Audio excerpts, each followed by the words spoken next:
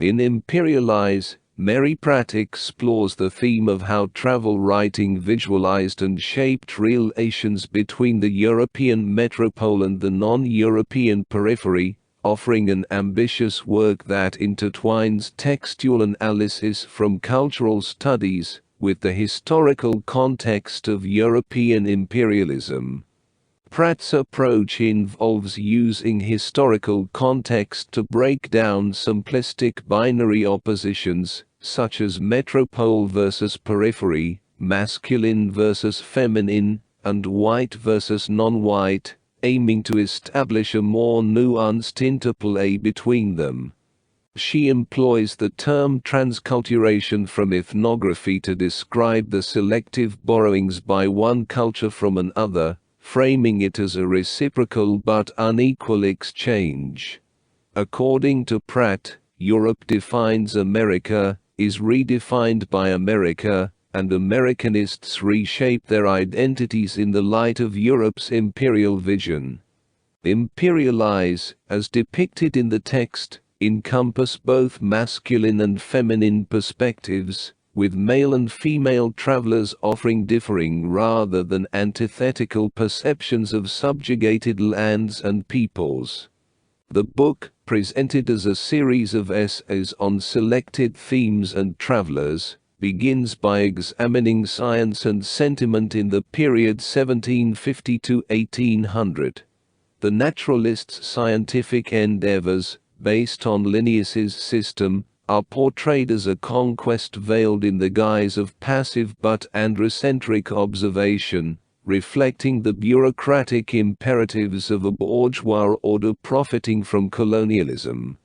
In contrast, the late 18th and early 19th century travelers, adopting a sentimental and autobiographical approach, depicted themselves as suffering heroes, proposing a civilizing relationship with indigenous peoples, while serving as the vanguard of capitalism's unequal exchange.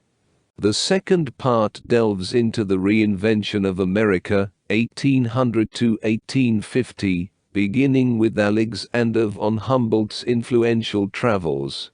Humboldt's portrayal of South America as a land of pristine nature served as a foundation for subsequent male and female travelers, who highlighted the potential for capitalist development and sought to improve Creole societies within European conventions of middle-class philanthropy. Female travelers, in particular, focused on the domestic sphere and addressed social issues within these uplifting conventions. South American intellectuals, starting with Humboldt, ironically contributed to Americanist scholarship, particularly in pre-Columbian archaeology, which was conveyed to Europe. However, their focus differed from Humboldt's naturalist perspective, as they were more concerned with constructing a new civil society that preserved existing hierarchies of class, gender, and race. Domingo Faustino Sarmiento's reflections on barbarism and civilization in 1845 exemplify this approach, portraying an authentic Americanist vision as a barbarous consequence of a violent colonial past and its mixed population, while the civilized alternative merely imitated Europe artificially. Pratt, with her expertise in Spanish and Portuguese literature, provides a clear and insightful exploration of South American themes in the second part.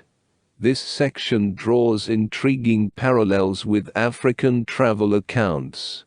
In the third part, Imperial Stylistics, 1860 to 1980, Pratt notes that mid-Victorian imperial visions, both masterful and masculine, persist in late 20th century accounts of Alberto Moravia in Africa and Paul Theroux in South America. While Pratt deserves praise for the breadth of her historical exploration, she encounters challenges, especially in the cross-disciplinary analysis.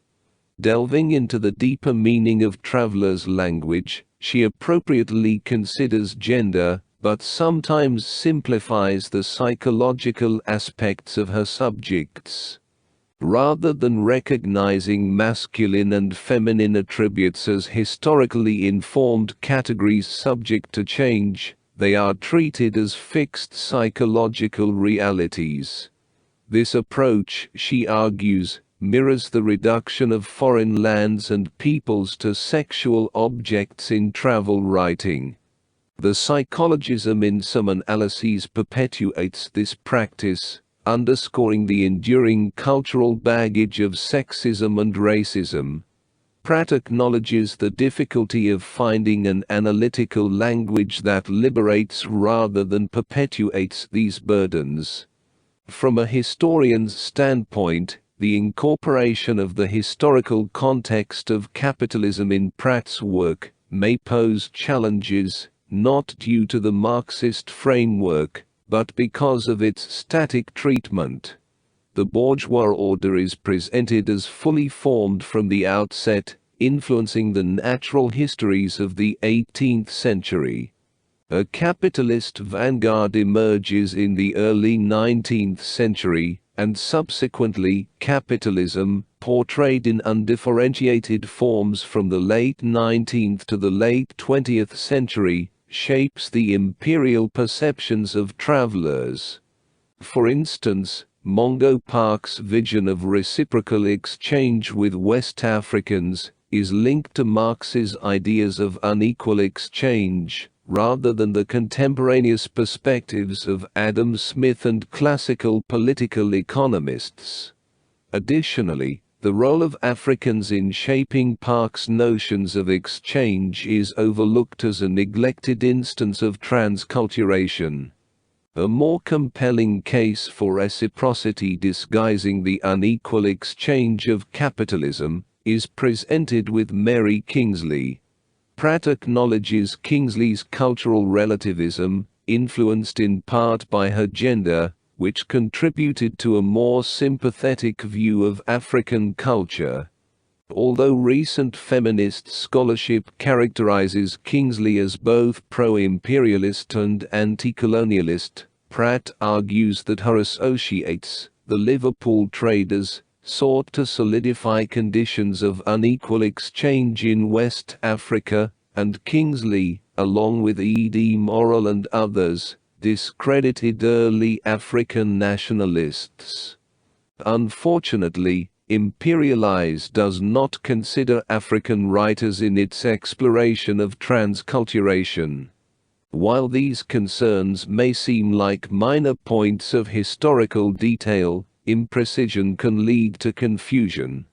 The identification of Pierre du Chaillu, Henry Stanley, Joseph Conrad, and Roger Casement as hyphenated white men of dual ethnicity raises questions. The categorization implies that they were leading critics of empire confronting Euro-expansionism, white supremacy, class domination, and heterosexism. However, this characterization raises questions about whether references to Casement's homosexuality are veiled, and, if so, how it intersects with the bisexuality of Richard Burton or the mysterious sexuality of Cecil Rhodes, an architect of empire.